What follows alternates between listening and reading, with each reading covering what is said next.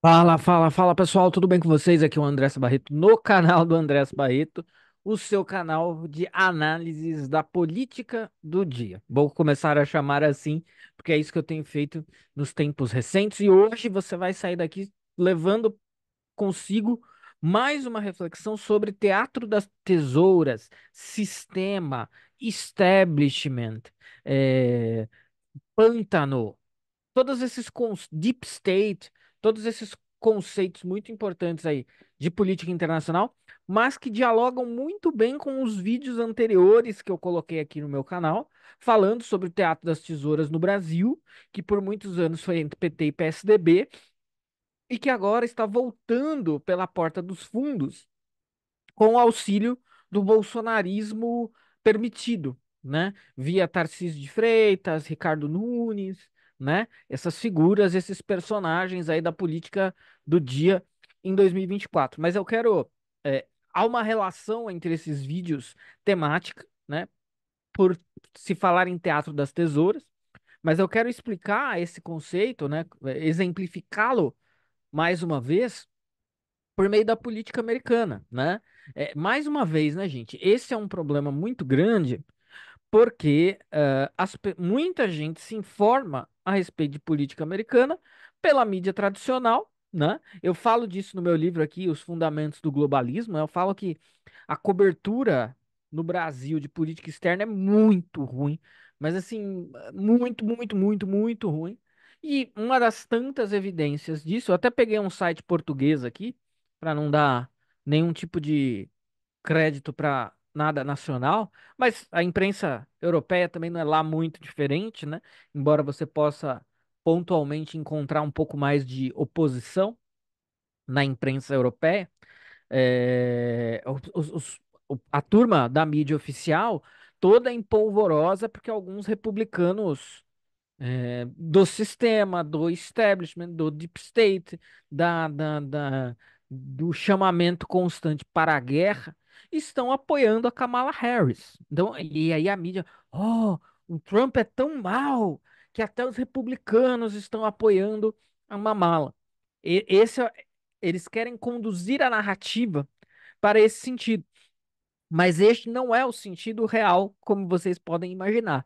Por quê? Porque todos esses personagens, Mitt Romney, Dick Cheney, ah, a família McCain, né? Os McCains que estão vivos, né?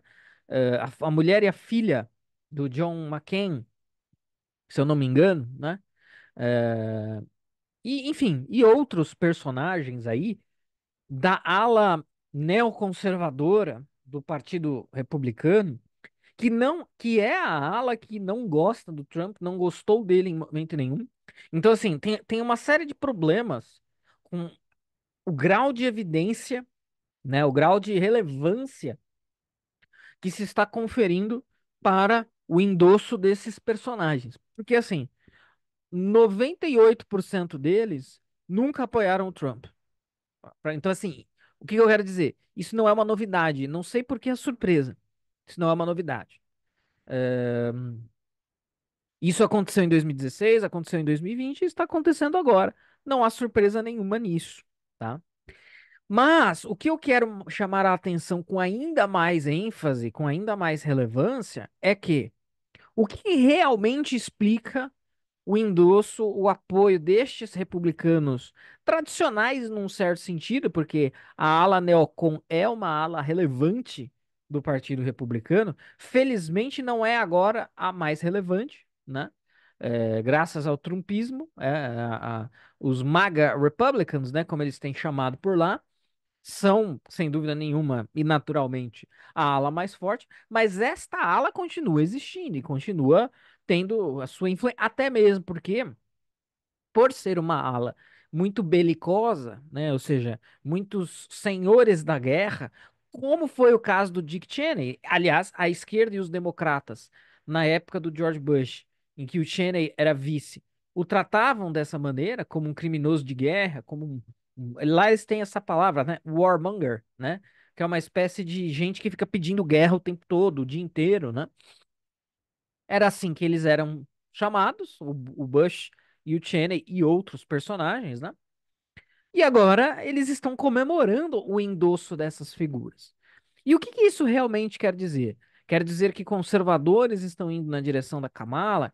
Isso quer dizer que republicanos estão indo na direção da Kamala? Bom, em algum sentido, sim, obviamente, porque essas figuras são republicanos, mas isso, na verdade, gente, é um movimento de desespero daquilo que a gente chama, e já está há algum tempo chamando de pântano, né? Que o Trump fala, drain the swamp, né? Drain the swamp, drenar o pântano, né? A sujeirada da política oficial. Establishment, deep state, né? E por aí afora.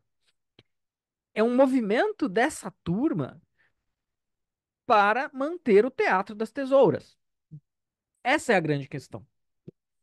Essa era a turma que queria Hillary Clinton em 2016, que quis o Joe Biden em 2020 e que agora quer a Kamala, que como eu mostrei no vídeo lá no Oliver Talk, ela consegue assim, ela empata ou supera a Hillary em nível de não ser apreciada, não ser gostada, né? E ela é mais desgostada que o Biden, né?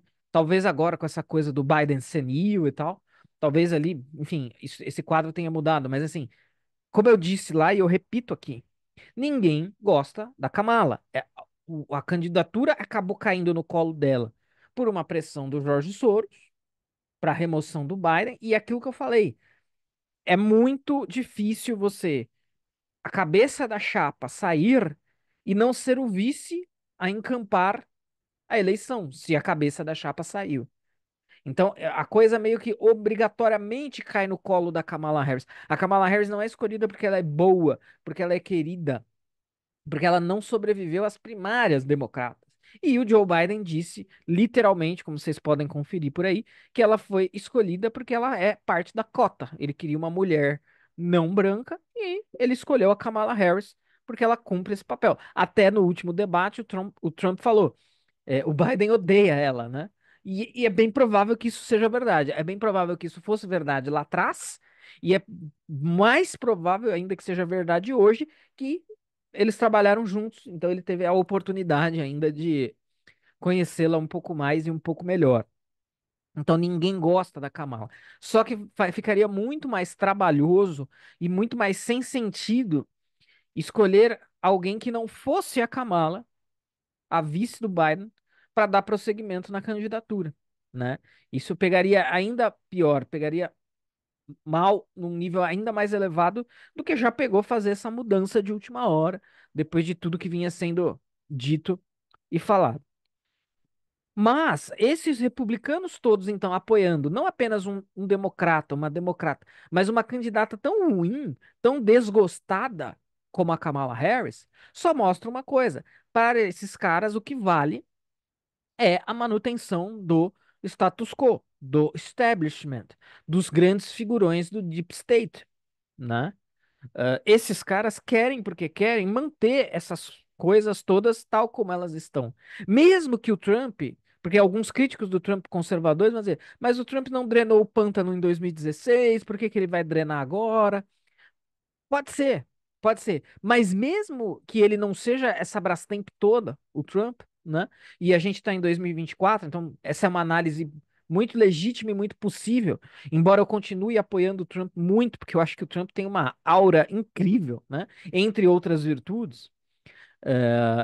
Entre as virtudes de ser realmente alguém mais cético com relação ao excesso de guerras, de ser alguém mais cético com relação ao sistema, ao establishment, mesmo que não seja tanto quanto a gente gostaria que fosse ou tanto quanto deveria ser. Mas ainda acho que é alguma coisa, diferentemente desses candidatos, John McCains, Mitt Romney, Jeb Bush e tantos outros, né? Aliás, o o Donald Trump consegue o feito de eliminar as famílias Clinton, Bush das disputas nas eleições para os Estados Unidos. Esse ticket, né, esses dois tickets que estão eh, na mesa nas eleições americanas de 2024, Trump vence e Kamala Tim Walz, é a primeira vez desde 1980, se eu não me engano, porque o George Bush pai foi vice do Reagan, se eu não me engano, que não tem nenhum Bush, Clinton ou Biden, é isso? Não tem nenhum Bush, Clinton ou Biden na chapa, né? De lá pra cá sempre teve ou um Bush, ou um Clinton, ou um Biden como cabeça ou vice das chapas presidenciais para os Estados Unidos. Essa é uma outra virtude do Trump. Mas voltando na tese central aqui, é, para essa galera, o establishment vale mais do que tudo.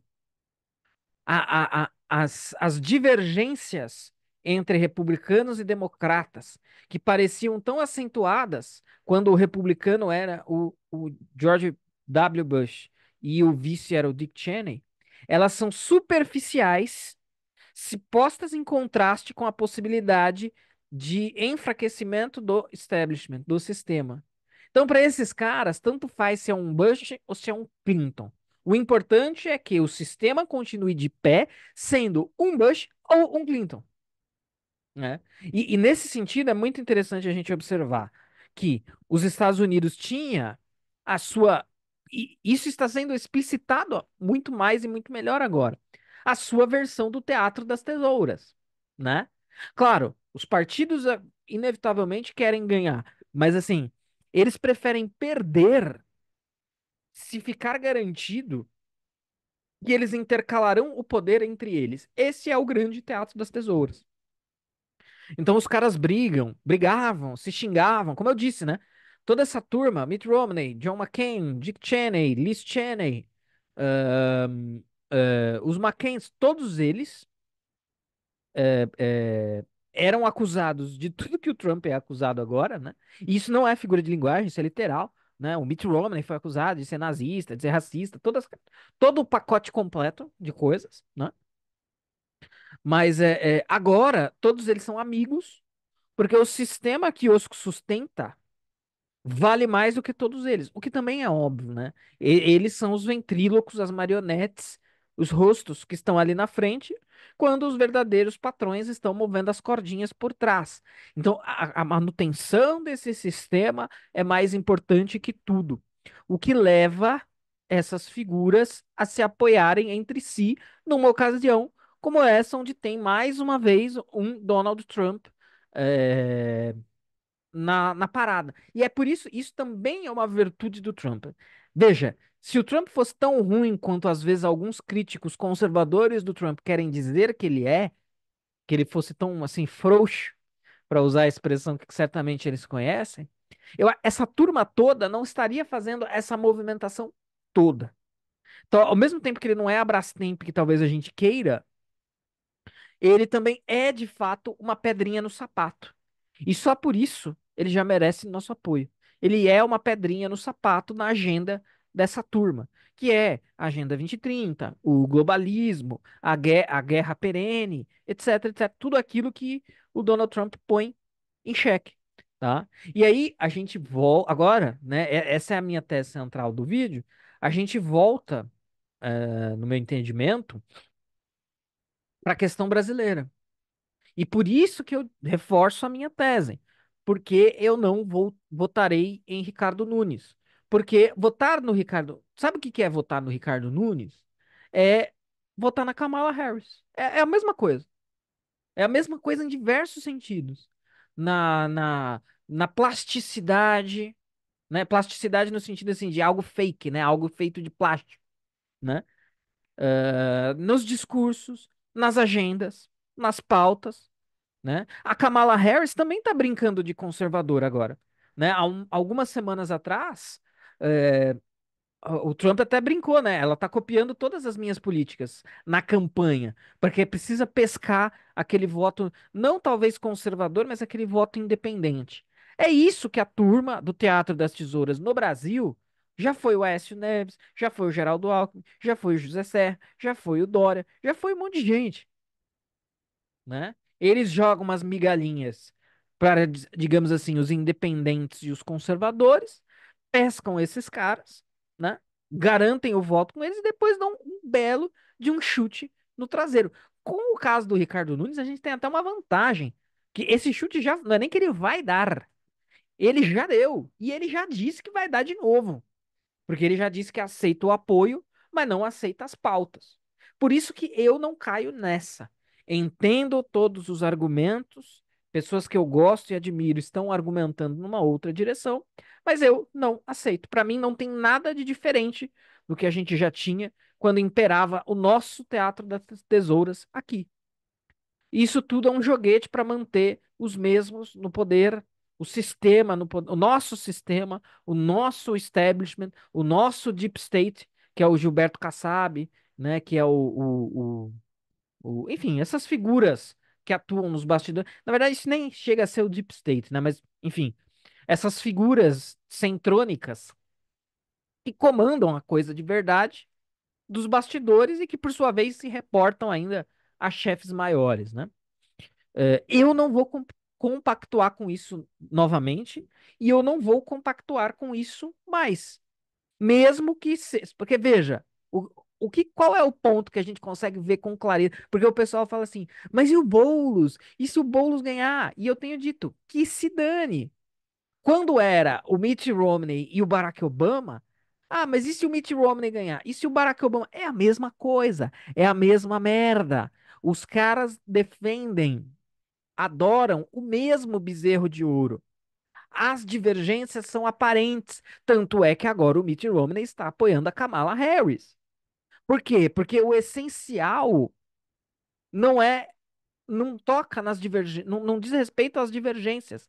As divergências são marginais, superficiais, e no essencial essa turma, essa galera está toda junta. Então, se vai ser que absurdo! O Boulos ou o Ricardo Nunes é a mesma coisa. É tudo um teatro. Eu não compactuarei mais do teatro das tesouras. Eu irei desnudá-lo, queimá-lo. Eu não irei fazer mais parte disso. Cansou. A gente acaba em 2018, há 6 anos atrás, a gente caiu no Bolsodória. O cara tava literalmente pescando trouxa. Agora o Ricardo Nunes agora é bolsonarista, de carteirinha. Para, gente. Para de assinar atestado de burro e pendurar na parede. Certificado de burro. As pessoas não penduram lá os diplomas, os certificados. Para de pendurar o seu certificado de burro na parede. Pelo menos tenha vergonha disso, em vez de ter orgulho. Tá? Então, gente, a reflexão deste vídeo é justamente essa. Eu queria falar sobre o Teatro das Tesouras versão American, né? E eu espero que eu tenha sido claro, espero que vocês tenham gostado. Sigam o canal, curtam o vídeo. Se isso daqui funcionar, quem sabe de tempos em tempos eu não faço mais e talvez até melhor, caso vocês tenham interesse. Então, se estão gostando, se acham válido, comentem, curtam, sigam o canal. Muito obrigado aí, até a nossa próxima reflexão. Um abraço e até lá.